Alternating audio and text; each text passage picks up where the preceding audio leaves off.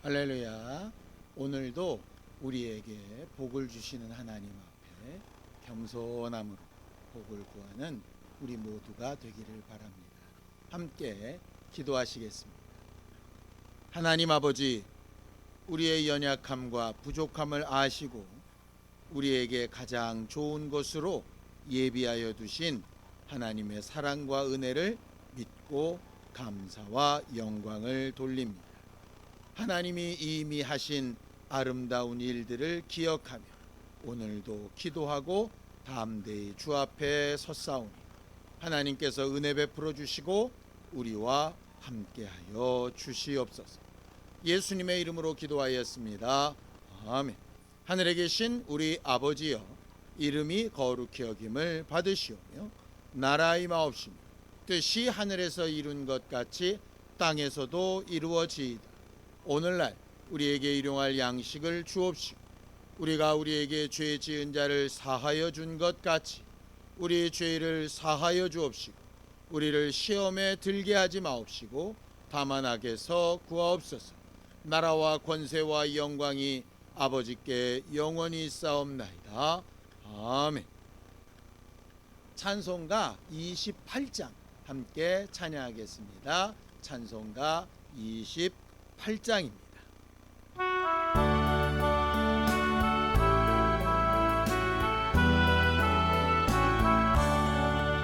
고개 큰 강림하사 찬송하게 하소서. 한량없이 자비하심 측량할 길 없도다. 천사들의 찬송가를 내게 가르치소서. 구속하신 그 사랑을 항상 찬송합니다. 주의 크신 도움 받아 이때까지 왔으니 이와 같이 천국에도 이르기를 바라네. 하나님의 품을 떠나 죄에 빠진 우리를 예수 구원하시려고 보혈을 흘려주셨네. 주의 귀한 은혜 받고 일생 빚진 자 됐네. 주의 은혜 사슬 되사 나를 주께 매소서. 우리 마음은 연약하여 범죄하기 쉬우니 하나님이 받으시고 천국인을 지소서. 아멘. 우리에게 생명과 복을 약속하신 하나님 앞에 우리가 얻은 자녀된 권세를 가지고 또 우리에게 명령하신 주의 이름으로 구하라 하신 말씀에 의지하여 오늘도 말씀대로 행동하기를 원합니다. 주의 약속을 믿고 행하는 모든 일에 응답하시고 함께하여 주시며 말씀을 나누고 생각할 때에 하나님의 마음과 생각을 잘 분별하여 알 수 있는 지혜와 영감이 있게 하여 주시옵소서. 믿음으로 헌금한 손길들 위에 복을 주시고 하나님이 우리와 늘 함께하고 계심을 때때마다 체험하며 알 수 있게 하여 주시옵소서. 예수님의 이름으로 기도하였습니다.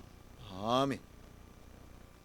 하나님의 말씀은 시편 67편 1절에서 7절까지 말씀을 함께 합독하겠습니다.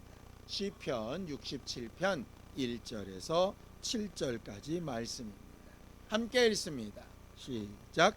하나님은 우리에게 은혜를 베푸사 복을 주시고 그의 얼굴빛을 우리에게 비추사 주의 도를 땅 위에 주의 구원을 모든 나라에게 알리소서.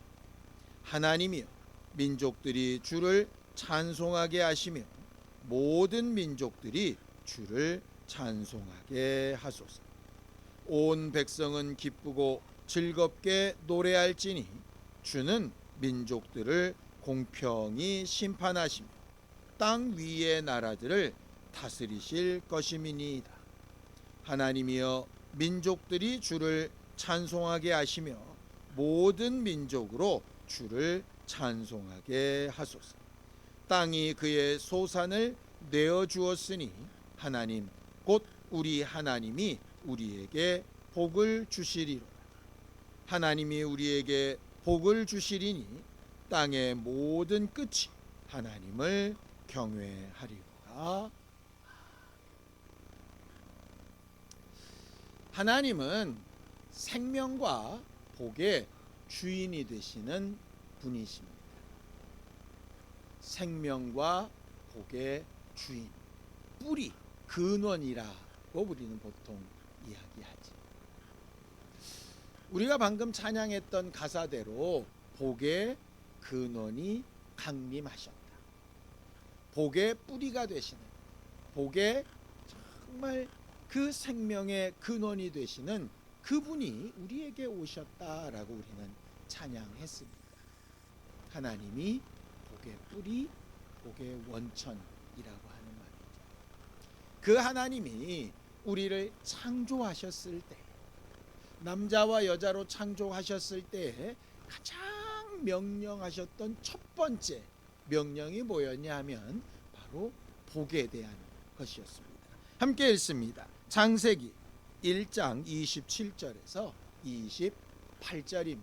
함께 읽습니다. 시작. 하나님이 자기 형상 곧 하나님의 형상대로 사람을 창조하시되 남자와 여자를 창조하시고 하나님이 그들에게 복을 주시며 하나님이 그들에게 이르시되 생육하고 번성하여 땅에 충만하라. 땅을 정복하라. 바다의 물고기와 하늘의 새와 땅에 움직이는 모든 생물을 다스리라 하시니라. 그렇게 되어져 있습니다. 사람을 만드시고 가장 먼저 명령하신 것이 복입니다. 그 복의 내용이 뭡니까? 생육하고 번성하고 땅에 충만하고 하나님이 만드신 모든 것들을 다 다스리라, 주인이 되어라 라고 이렇게 말씀하시는 것이죠. 그래서 우리는 복을 뭐라고 생각하느냐? 생육하고 번성하고 땅에 충만하고 모든 것을 다스릴 수 있는 힘이 있는 것. 아주 쉽게 얘기해서 잘 먹고 잘 살고 힘 있는 것. 요즘 세상 같으면 흔히 돈이 힘이라고 하니까 돈이 많은 것, 권력이 힘이니까 권력이 많은 것, 명예가 힘이니까 명예가 많은 것, 이렇게 뭔가 풍성하고 잘 되는 것, 그걸 복이라고 우리는 그렇게 생각을 합니다. 그래서 정말 잘생겼을 때에도 참 복이 있다고 그러고, 물질이 많을 때에도 복이 있다고 그러고, 다른 사람들이 부러워할 만한 위치에 올라섰을 때에도 복이 있다고 그러고, 우리는 그렇게 이야기합니다. 그게 복이 아니다 이런 말이 아닙니다. 그 복 맞습니다. 그런데 창세기 1장에 말씀하신 그 복이 있기 이전에 하나님께서 명령하신 복이 또 하나 있습니다. 더 근원적인 복이죠. 아니, 창세기 1장보다 더 앞에 있는 것이 있습니까? 있습니다. 자, 에베소서 1장 3절 4절입니다. 함께 읽습니다. 시작. 찬송하리로다. 하나님 곧 우리 주 예수 그리스도의 아버지께서 그리스도 안에서 하늘에 속한 모든 신령한 복을 우리에게 주시되 곧 창세전에 그리스도 안에서 우리를 택하셨다라고 이렇게 되어져 있죠. 생육하고 번성하고 땅에 충만하고 다스리는 그런 육체의 복 이전에 먼저 계획하셨던 복, 우리를 창조하시기 이전부터 먼저 마음에 계획하셨던 그 복은 뭐였냐면 신령한 복, 이렇게 되어져 있습니다. 신령한 복이 뭘까요? 성령 충만한 게 신령한 복일까요? 은사가 많이 나타나는 게 신령한 복일까요? 아니면 입으로 말만 하면 뭔가 막 이루어지는 막 그런 게 신령한 복일까요? 사람들이 볼 때 미래를 맞추고 알 수 없는 것들에 대해서 막 지혜를 동원하고 뭐 그게 신령한 복일까요? 우리는 뭔가 우리가 이해할 수 없고 또 우리의 계산을 벗어나는 일이 있다면 뭔가 신령한 것, 대단한 것 이렇게 생각할 수 있습니다. 그런데 여기서 말하는 신령한 복이라고 하는 말은 사실 창세기 1장에도 먼저 말하고 있습니다. 뭐냐? 이런 겁니다. 하나님께서 사람을 창조하시고 그들에게 복을 주셨다. 그러면서 명령하시기를 생육하고 번성하고 땅에 충만하여 또 다스리라 이렇게 하셨다 그랬습니다. 우리는 흔히 쉽게 하나님이 명하신 복 이 네 가지 이렇게 됩니다. 그런데 이렇게도 해석이 가능합니다. 하나님께서 복을 주셨고 그 복의 결과로 이런 것들이 일어났다라고 하는 것이죠. 결국 생육하고 번성하고 땅에 충만하고 다스리는 네 가지는 복이 있는 것의 결과이지 그것 자체가 복은 아닐 수 있다 이 말이지. 그러니까 신령한 복과 물질의 복이 다르냐 뭐 이렇게 구분하기보다는 더 정확하게 얘기하면 신령한 복이라는 게 있으면 그 결과로 이런 것들이 나타난다 이런 것입니다. 마치 실체가 있고 햇빛이 있으면 그림자는 저절로 나타난다 라고 하는 것처럼 말이죠.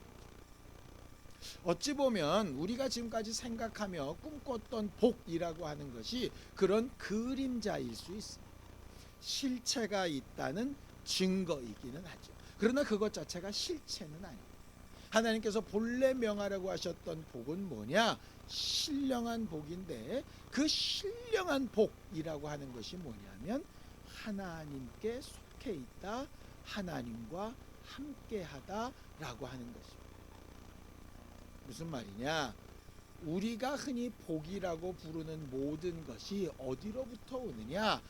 하나님으로부터 온다라고 하는 것을 인정하고 하나님이 복되신 것을 우리가 사모할 때 그걸 신령한 복 이렇게 말하는 것이죠. 자, 시편 32편 1절과 2절을 보면 복에 대해서 이렇게 이야기합니다. 함께 읽습니다. 시작. 허물의 사함을 받고 자신의 죄가 가려진 자는 복이 있도다. 마음에 간사함이 없고 여호와께 정죄를 당하지 아니하는 자는 복이 있도다 라고 이렇게 말합니다. 우리가 생각하는 복과 좀 다르죠? 우리는 흔히 복 그러면 부요하고 장수하는 것 이렇게 생각을 합니다. 그렇죠? 솔로몬도 부요했고 장수했고 지혜가 많았고 풍성했고 많은 사람들의 존경을 받았고 그래서 아주 복받았던 사람이라고 생각하지 않습니까? 그런데 그 부요와 장수라고 하는 그 복, 우리가 바라고 원하는 그런 것들이 어디서부터 근원을 하느냐? 누가 주셔야 하는 것이냐? 내가 노력한다고 되는 것이냐? 여기에 이제 이르게 되면 아무리 의사가 뛰어난 의술을 가지고 있어도 하나님이 생명을 주시지 않으면 불가능하고 아무리 많은 물질을 쥐어 틀어진 사람일지라도 하나님께서 불어버리시면 먼지처럼 날아가 버린다 라고 하는 여러 가지 역사적 사실을 볼 때에 복의 근원, 복 자체라고 하는 것이 뭐냐면 하나님이시구나 라고 하는 것을 인정하게 됩니다. 다시 말하면 하나님이 부유한 것도 장수하는 것도 풍성한 것도 힘 있는 것도 베풀어 주시고 인정해 주시고 은혜 내려 주셔야 한다라고 하는 사실. 그래서 시편 32편 아까 얘기하는 겁니다. 허물의 사함을 받고 죄의 가리우심을 받고 하나님께서 정죄하지 않는 자가 왜 복이 있느냐? 허물이 있고 죄가 있고 하나님이 정죄하시는 자에게는 생명도 또 부유함도 지혜도 환경도 허락하시지 않기 때문에 그렇습니다. 이스라엘 사람들이 하나님과 함께할 때 하나님이 그들에게 은혜 베푸시고 도와주셨을 때에는 전 세계를 호령하는 민족이었습니다.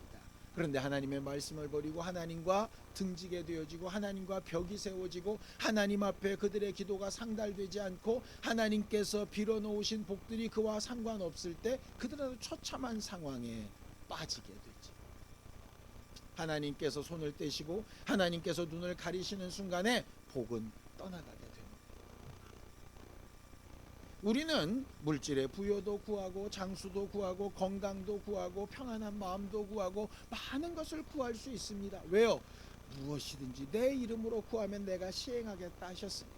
그런데 문제는 뭐냐? 중요한 것은 아무리 구하고 애써도 하나님과 우리 사이가 열려있지 않으면, 다시 말해서 내가 아무리 여기서 수도꼭지를 틀어도 수원지에서 내 수도꼭지가 있는 데까지 파이프가 연결되어져 있지 않으면 실제적으로 아무리 수도꼭지를 돌려도 물은 나오지 않는 것이죠. 하나님과의 관계가 연결되어져 있는 것이 바로 복입니다. 그래서 우리는 복을 구하자 할 때 뭘 구해야 됩니까? 하나님으로부터 오는 것, 하나님과의 관계에 대한 것을 구할 필요가 있는 거죠. 자, 시편 67편 1절 2절입니다. 우리가 구해야 될 복입니다. 함께 읽습니다. 시작. 하나님은 우리에게 은혜를 베푸사 복을 주시고 그의 얼굴빛을 우리에게 비추사 주의 도를 땅 위에 주의 구원을 모든 나라에게 알리소서라고 이렇게 합니다. 하나님, 내 삶을 붙들어 주시고 내게 은혜 베풀어 주셔서 복의 주인이, 복의 근원이, 복이 하나님으로부터 온다라고 하는 사실을 나를 통하여 모든 민족이 알게 하게 해주세요. 이게 우리의 기도 제목입니다. 건강을 위해서 기도하든 환경을 위해서 기도하든 미래를 위해서 기도하든 마찬가지입니다. 하나님, 은혜 베풀어 주셔야 복이 되겠습니다. 은혜 베풀어 주셔야 내게 복이 됨을 압니다. 하나님께서 내게 베푸시고 함께 하시는 복이 우리 안에 풍성하게 되기를 원합니다 라고 기도하는 것이 우리들의 기도 제목입니다. 그것과 이것이 뭐가 다르냐? 사실은 결과는 같을 수 있습니다. 결국 그 결과로 우리가 부유한 것과 평안한 것과 주변에 분명히 간증할 만한 어떤 증거들을 구하는 것은 맞으니까요. 그러나 본질을 모르고 껍데기만 구하는 것과 본질을 알고 그 자체로서 하나님과 나 사이의 관계가 열려 있구나라고 생각하는 것은 근원적으로 다른 문제예요. 우리가 평상시의 기도와 똑같은 것으로 기도할지라도 마음속에 이 부분을 분명하게 하기를 바랍니다. 그래서 겉으로 보이는 것이 없으니 복이 없다, 겉으로 보이는 것이 있으니 난 복받은 것 같다 착각하지 말고, 진짜 내게는 복이 있는 것인가? 난 여전히 하나님으로부터 은혜의 길이 열려 있어서 하나님으로부터 공급된 하나님의 권리와 하나님의 생명으로 풍성하고 있는가? 라고 하는 것을 스스로 점검해 볼 수 있기를 바랍니다. 그리고 내가 자랑하고 증거하며 나타내는 것이 눈에 보이는 것들인지 아니면 정말 이 모든 것이 하나님으로부터 은혜로 왔다는 사실을 내가 증거하고 있는 것인지도 돌아볼 수 있기를 바랍니다. 본문의 맨 마지막 절입니다. 시편 67편 7절입니다. 함께 읽습니다. 시작. 하나님이 우리에게 복을 주시리 땅의 모든 끝이 하나님을 경외하리.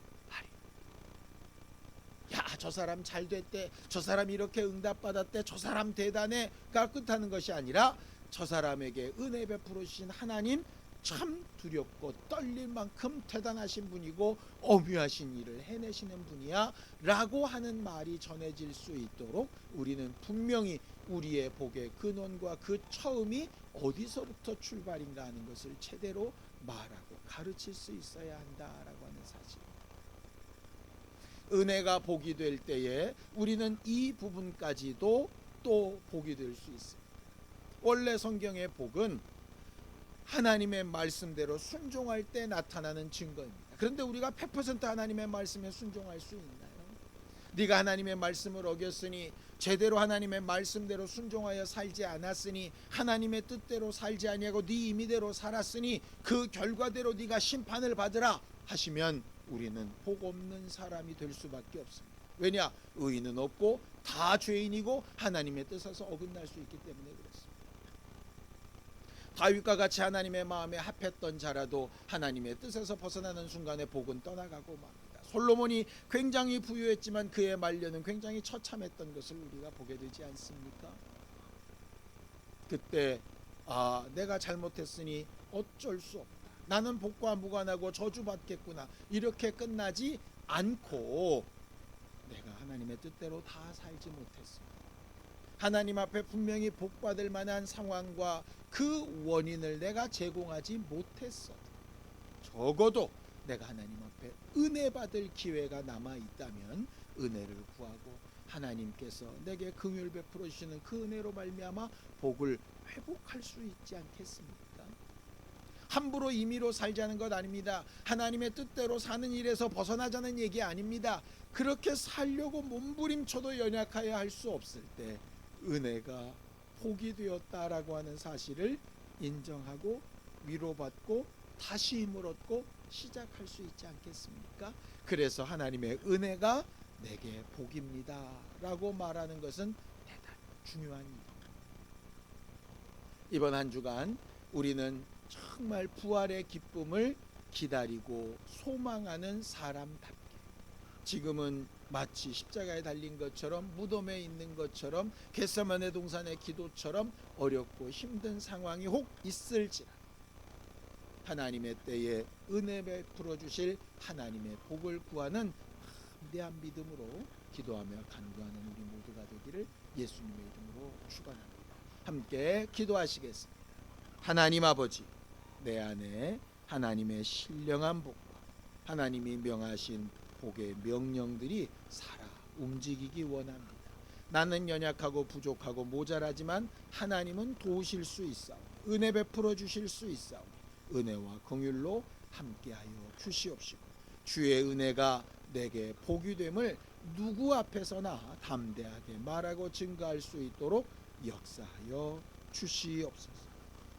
이제는 우리 주 예수 그리스도의 은혜와 하나님 아버지의 극진하신 사랑, 성령님의 감동하시고 함께하시는 분명한 증거가 하나님 앞에 은혜 받기를 사모하여 복을 구하는 우리 모두 이제부터 영원까지 함께 있을지어다.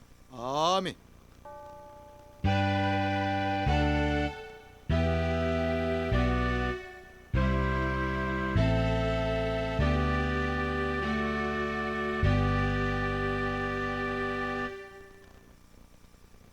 하나님께서 은혜 베풀어 주시기를 사모하는 마음으로 함께 기도하시겠습니다.